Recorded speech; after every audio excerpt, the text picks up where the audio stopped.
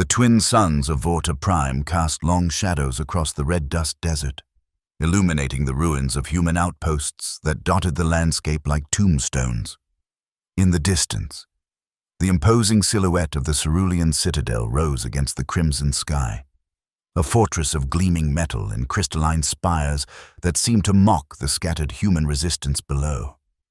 Once, refugees had approached those walls seeking mercy. None had returned. Admiral Vorath's holographic image flickered above the makeshift command center, his azure skin and compound eyes betraying no emotion as he delivered his ultimatum. His voice resonated with the cold certainty of someone who had never known defeat. "People of Earth and her colonies," he intoned, mandibles clicking between words. "Your resistance has been admirable, if futile. The hegemony grants you this final mercy. Lay down your arms within 24 standard hours, or face total annihilation. The choice, as your species is fond of saying, is yours." The transmission cut abruptly, leaving the bunker in silence. Lieutenant Mara Hayes stood motionless, her scarred face illuminated by the dim emergency lighting. Around her, the remnants of humanity's defense force, engineers, soldiers, civilians pressed into service, exchanged weary glances. Their equipment was salvaged, their uniforms mismatched, their bodies thin from rationing. But not one showed fear. Hayes glanced down at the cracked hollow bracelet on her wrist, the only possession she'd managed to save when the Ceruleans razed her home planet of Aurora 9. She could still see the azure beams cutting through the colony's atmospheric shields, the screams as buildings collapsed, the desperate evacuation ships shot down like game birds. Her voice was barely above a whisper when she finally spoke. "They won't break us." Captain Rodriguez, their commanding officer, nodded grimly. 24 hours, not much time to pull off a miracle. It was then that Communications Officer Patel's console emitted a soft, rhythmic ping, a sound none of them had heard in months. "Sir," Patel said, adjusting her headset, "I'm picking up signals from the western quadrant. Faint, but definitely artificial. It's coming from underground." Rodriguez frowned. "The old defense grid. That's been dormant since we arrived on this rock. Someone, or something, is trying to wake it up," Patel replied, her fingers dancing across the console. "And they're using pre-war encryption." Hayes felt a flutter of something she had almost forgotten. Hope. She moved to the tactical display, studying the blinking coordinates. "Captain, let me take a team, if there's even a chance." Rodriguez considered for only a moment before nodding. "You have 12 hours. After that, we'll need every fighter for the evacuation." As Hayes assembled her team, she didn't voice what everyone was thinking. There was nowhere left to evacuate to. Vorta Prime was humanity's last stand. The planet itself seemed determined to test their resolve. The dayside winds scorched exposed skin, carrying particles of red dust that found their way into equipment seals and breathing filters. The nights brought acid rain and ghostly lightning that illuminated the landscape in brief, terrifying flashes. It was a world that had never welcomed life, much less human settlers. Yet Vorta Prime held secrets. At the poles, bioluminescent crystal forests stretched for hundreds of kilometers, pulsing with an energy that defied conventional scanning. Rumors persisted among the survivors that the planet itself was semi-sentient, its continental cores housing an intelligence that predated all known civilizations. The Ceruleans had established their citadel here not just as a strategic outpost, but to study and perhaps harness these enigmatic power sources. Lieutenant Hayes had never put much stock in such tales. As an ex-Auroran officer, she dealt in facts, enemy positions, ammunition counts, survival odds. But as she led her small team across the fractured terrain toward the signal's origin, she found herself hoping the legends held some truth. They needed more than conventional tactics now. "Thinking about home?" asked Corporal Jax Arrow, the former pirate who had become their unlikely morale officer. His face was half hidden beneath a breathing apparatus, but his eyes, one natural, one cybernetic, missed nothing. Hayes shook her head, thinking about tomorrow. Bold of you to assume we'll see it, Arrow replied with his characteristic gallows humor. Despite his irreverence, he was one of their most reliable fighters when he wasn't battling his own demons. The survivor guilt weighed on him visibly. He'd been off-world when the pirates he once called family were obliterated by cerulean forces. We'll see it, Hayes said firmly. And the day after. Keep moving. Dr. Eli Navarro brought up the rear of their small expedition, his environmental suit bulging with research equipment. The xenobiologist had been studying Vorta Prime's unique ecosystem since before the invasion, convinced its secrets might hold the key to humanity's survival. The cerulean's arrival had only intensified his work. The signal's getting stronger, he called out, checking a handheld scanner. And I'm detecting biomechanical signatures ahead. Nothing cerulean. Something older. They crested a ridge and found themselves staring down at what appeared to be an ancient access hatch, half buried in the red soil. Geometric patterns covered its surface, glowing faintly with the same bioluminescence as the distant crystal forests. It's responding to our presence, Navarro whispered, awe evident in his voice. Before Hayes could issue orders, the hatch spiraled open with a sound like distant chimes. A cool blue light spilled out, and with it, a sense of invitation they all felt but couldn't explain. Well, said Arrow, unslinging his rifle. Ladies and gentlemen first. Inside, they discovered not just an underground network, but an entire complex. Vast chambers lined with the same crystalline technology, untouched by the war raging above. And deeper still, they found the source of the signal, a control room where holographic displays awakened at their approach, showing the cerulean citadel from angles impossible to see from the surface, revealing vulnerabilities no reconnaissance had detected. It's beautiful, Navarro murmured, his gloved hands hovering over the alien interfaces. This technology, it's not just pre-cerulean, it might be pre-human. Hayes studied the displays with a tactician's eye. Can you make sense of it? What's it showing us? I think Navarro manipulated the controls cautiously. Yes, it's showing structural weaknesses in the citadel. Look here. He pointed to a pulsing section near the base of the fortress. That's their reactor core. According to this, it can be destabilized from below, through access tunnels the ceruleans don't even know exist. Hayes felt her pulse quicken. You're saying we could take down the entire citadel? Theoretically, but we'd need to infiltrate the tunnels, bypass their security, and somehow trigger a chain reaction in a technology we barely understand. Impossible odds, Arrow commented, his cybernetic eye whirring as it focused on the display. Just the way I like it. As they prepared to return with their discovery, Hayes couldn't shake the feeling they were being watched, not with hostility, but with evaluation. The ancient complex seemed alive in ways that defied explanation, responding to their movements, perhaps even their thoughts. Back at the command center, their findings ignited a desperate hope. Captain Rodriguez ordered immediate preparations for an offensive operation, a concept that had seemed laughable just hours before. We'll need a diversion, he said, studying the holographic model of the citadel now projected in their war room. Something to draw their forces away from the access points. The opportunity came sooner than expected. Their long-range scanners detected a cerulean supply convoy approaching the citadel. Perfect timing for an interception operation that could serve as both diversion and intelligence gathering.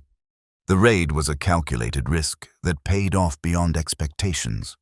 Not only did they secure crucial supplies, but they captured data crystals containing the Citadel's security protocols and confirmation that Navarro's assessment was correct. The reactor core was indeed vulnerable, designed with overconfidence typical of cerulean engineering. They never expected an attack from below. But the most startling discovery came from an unlikely source. During the raid, Navarro had collected samples of native Vorta flora that grew near cerulean technology. Back in his makeshift lab, he made a breakthrough that changed everything. "It's symbiotic," he explained to Hayes and Rodriguez, holding up a pulsing crystalline flower. "These plants have evolved to interface with technology, any technology. They can bridge disparate systems, like translators." "That's fascinating. Doctor," Rodriguez said impatiently, "but how does it help us blow up the Citadel?"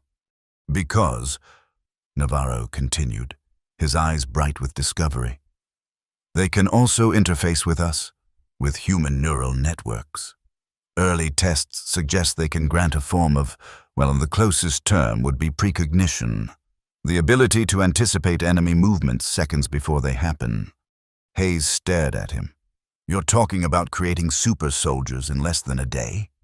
"I'm talking about giving our infiltration team an edge they desperately need," Navarro corrected.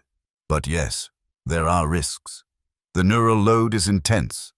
It could cause permanent damage." The ethical implications were clear, and Hayes felt the weight of them as they called for volunteers.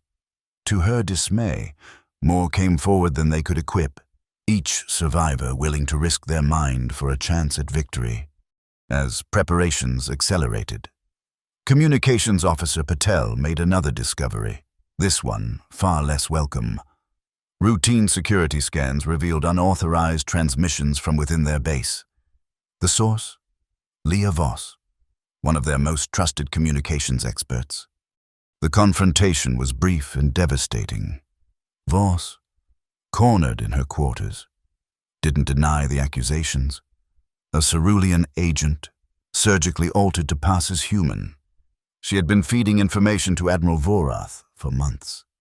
"You've already lost," she told them, her human facade slipping to reveal glimpses of blue beneath.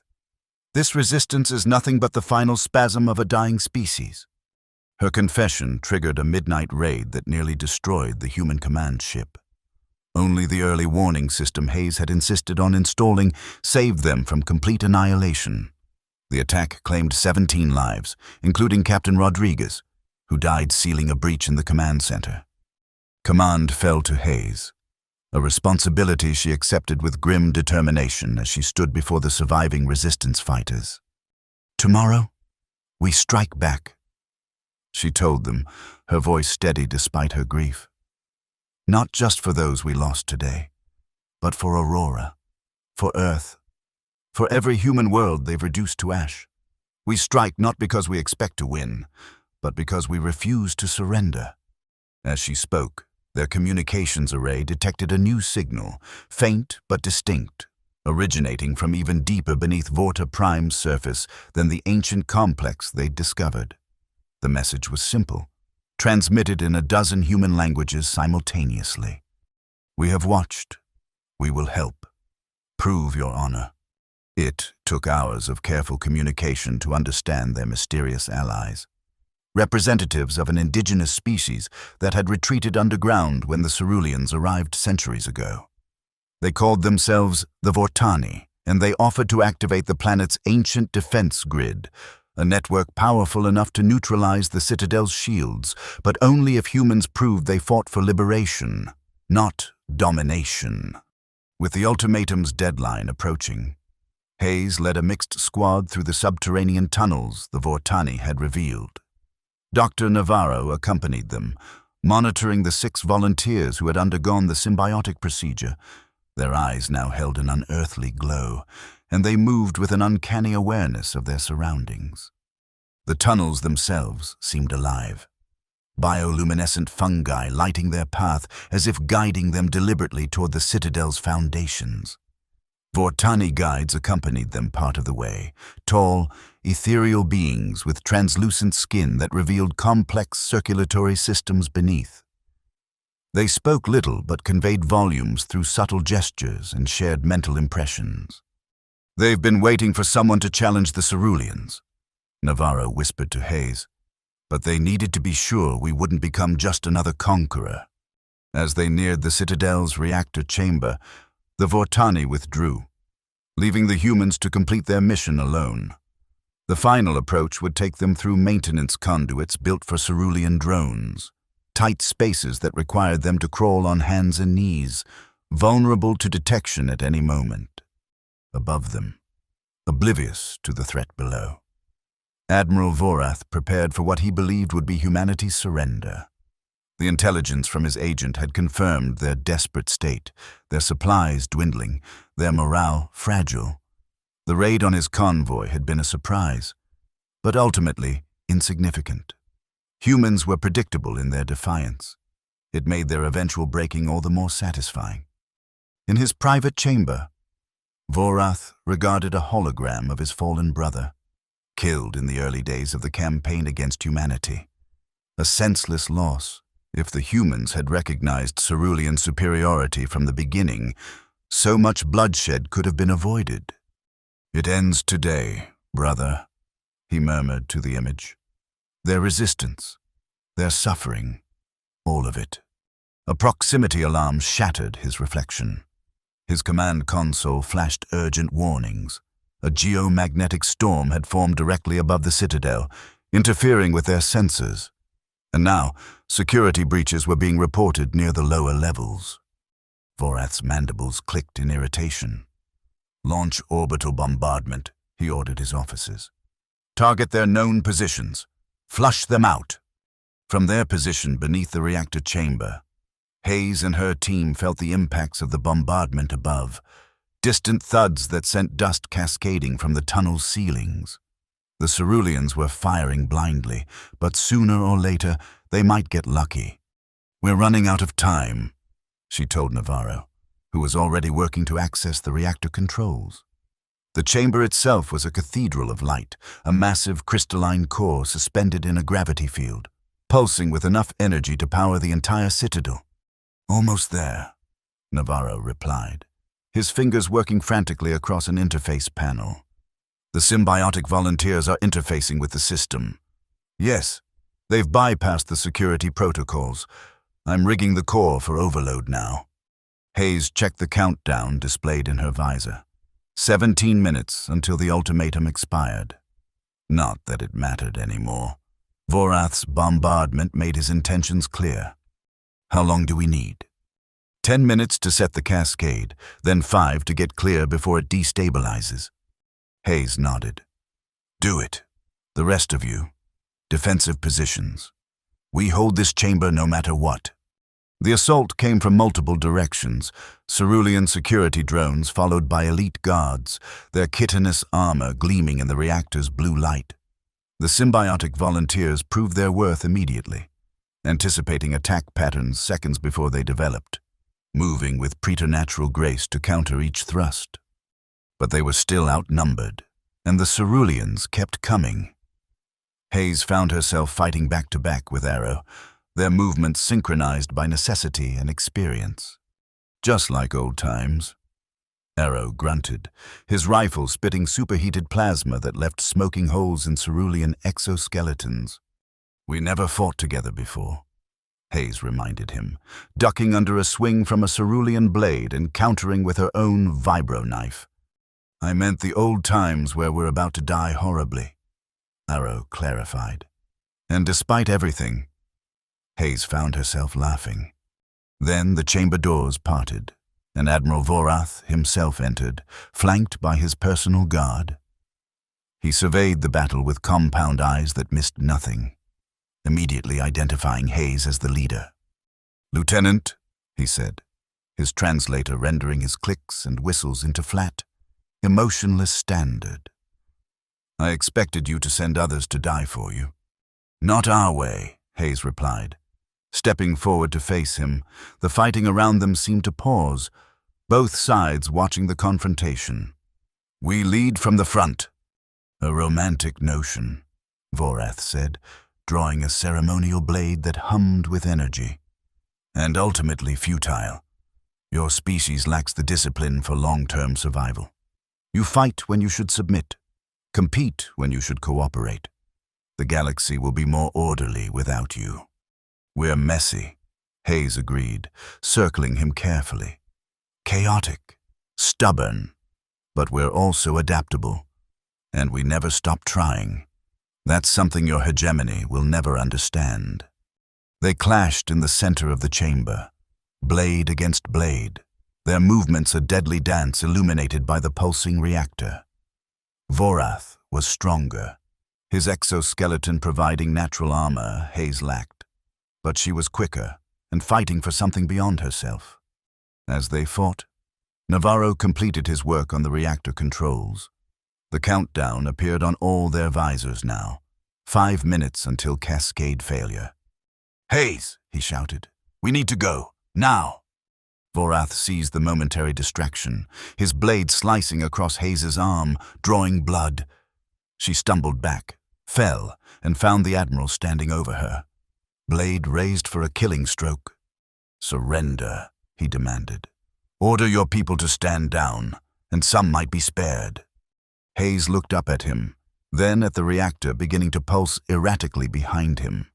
She thought of Aurora 9, of Earth, of all they had lost, of what surrender really meant. "No," she said simply. She expected the blade to fall, but instead, Vorath hesitated, a moment of uncertainty that revealed more than any speech could. He feared failure, feared judgment from his superiors, perhaps even feared the extinction of an enemy he had come to respect. In that hesitation, Hayes saw her opportunity, not to kill, but to choose differently than expected. She knocked his blade aside and rose to her feet, but rather than counterattack, she stepped back. "The reactor's going critical. This fortress will be gone in minutes. You can die here, Admiral, or you can evacuate your people. Your choice." Confusion flickered across Vorath's alien features. "You're letting me go?" "I'm choosing justice over vengeance," Hayes replied. "Now decide quickly. We're out of time." For a moment, the Admiral seemed frozen by indecision. Then his compound eyes narrowed in what might have been respect. "Evacuation protocols," he ordered his guards. "All personnel." As alarms blared throughout the Citadel, Hayes signaled Navarro to trigger the cascade. The reactor's pulsing increased, the blue light becoming almost blinding. "Time to go," she told her team, and they retreated the way they had come, pursued by the growing instability of the reactor core. They emerged from the tunnels as the Citadel began to collapse, its crystalline spires fracturing and falling. Above, Cerulean warships attempted emergency departures, some making it to orbit, others caught in the spreading destruction. The night sky became a canvas for blue-white fire as the reactor's energy was released all at once. The ancient defense grid activated simultaneously, pillars of light rising from points across the planet's surface, forming a protective dome that contained the worst of the explosion while allowing the human settlements to survive unscathed. When dawn broke, survivors, both human and cerulean, emerged into the light of Vorta Prime's twin suns. The Citadel was gone, replaced by a smoking crater. Across the landscape, the Vortani emerged from their underground havens, ready to reclaim the surface world that had once been theirs alone. Hayes found Admiral Vorath standing at the edge of the destruction, his once pristine armor scorched and dented. His ship had been among those that failed to escape. And now he stood as a prisoner of war, perhaps the highest-ranking cerulean ever captured. She approached him cautiously, her own injuries bandaged but still painful. They regarded each other in silence for a long moment. "Your victory is temporary," Vorath finally said, though there was less conviction in his voice than before. "The hegemony spans galaxies. They will send others." "And we'll be ready," Hayes replied, "but maybe there's another way forward." She extended her hand, a human gesture of peace he surely recognized after years of studying their species. Vorath stared at the offered hand, then slowly reached out his own. The gesture was awkward, unpracticed, but unmistakable in its meaning. From the ruins of the command center, Communications Officer Patel managed to restore their broadcast capabilities. Hayes stood before the transmitter, addressing not just the survivors on Vorta Prime, but any human colonies that might still exist beyond their knowledge. Today, we send a message to anyone who would threaten our existence, she said, her voice carried across the stars. Freedom is not given. It is taken by those who refuse to yield. We do not seek conflict, but neither will we surrender our right to exist on our own terms. She paused, looking at the mixed group of humans, Vortani, and even a few cerulean defectors who had gathered to listen. In wielding overwhelming force, we risked becoming the very oppressors we defeated. She continued. That is why our victory today is not measured in the destruction we caused, but in the future we now have the chance to build. A future where different species can coexist, not through domination, but through mutual respect. The message sent. Hayes joined Dr. Navarro and the others who had already begun planning for reconstruction.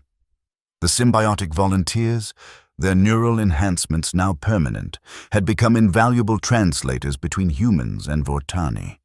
Together, they envisioned a settlement that could serve as a sanctuary for refugees from all species affected by the hegemony's expansion.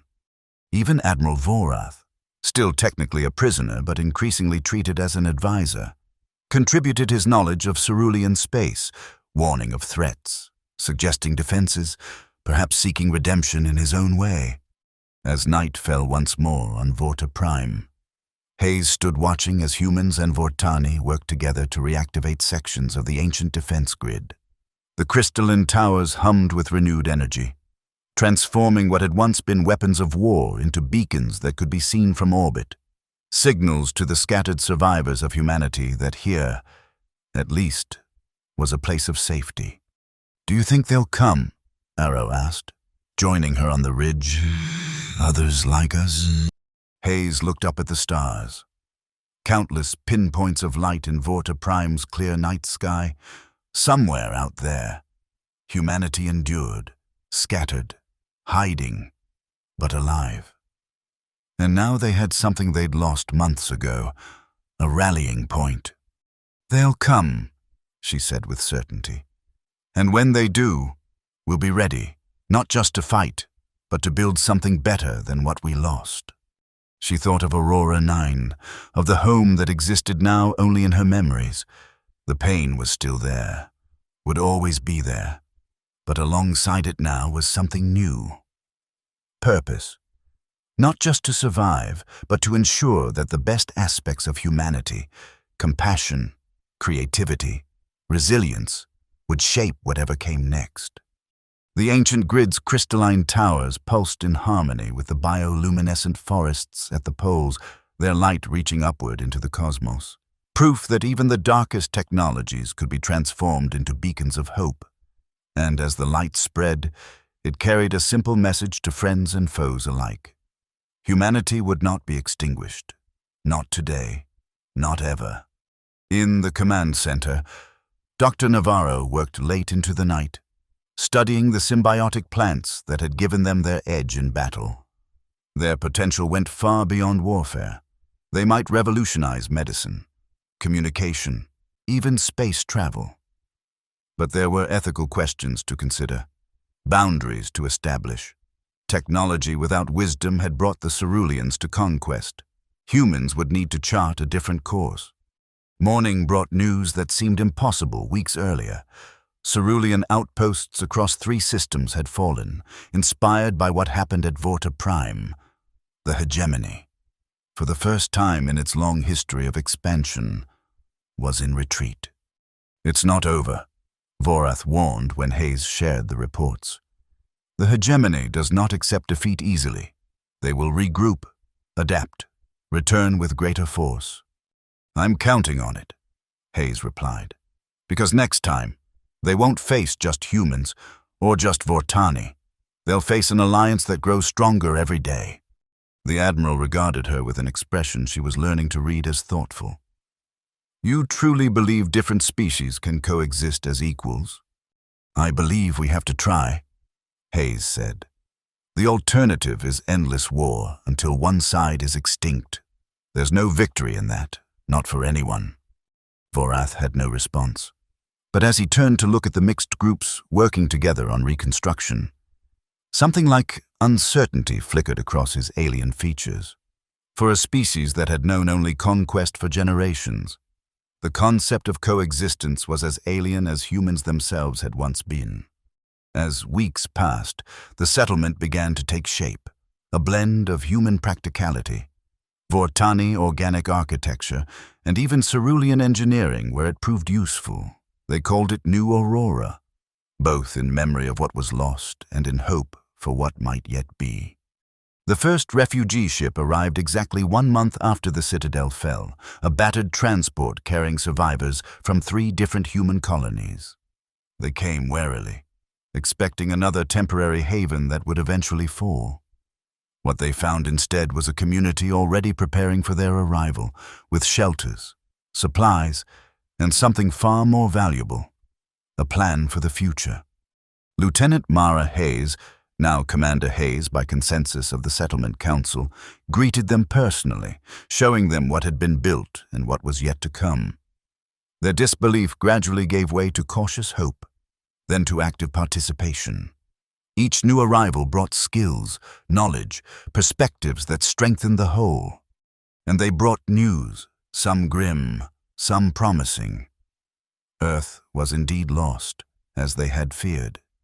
But human resistance continued across dozens of worlds, adapting to cerulean tactics, establishing hidden bases in asteroid fields and gas giant moons.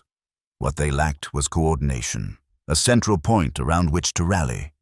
Vorta Prime could be that point, not just for humans, but for all species resisting hegemony control.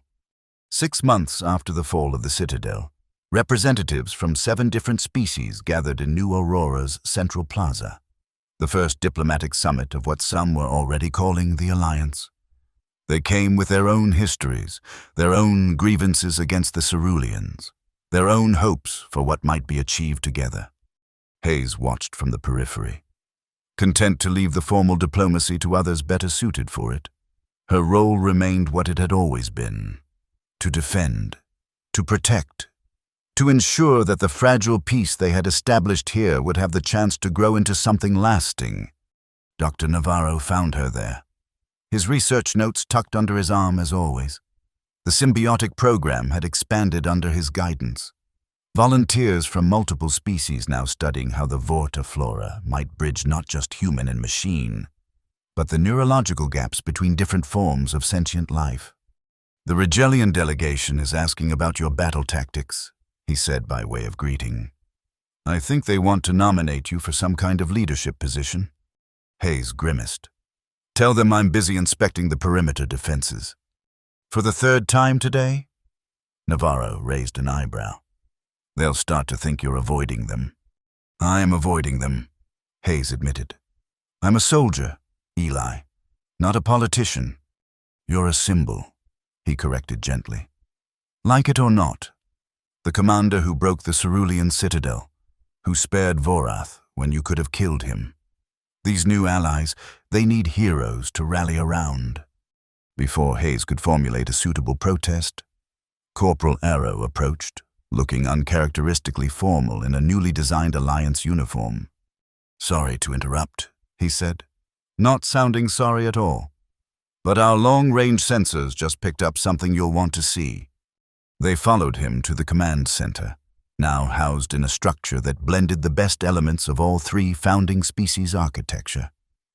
On the main display, a ship was approaching Vorta Prime, massive, graceful, unlike anything in the Cerulean fleet. "Unknown configuration," Patel reported from her station, "but they're broadcasting on all frequencies, in multiple languages, including ours." "Let's hear it," Hayes ordered. The message was simple, direct, and changed everything they thought they knew about their place in the galaxy.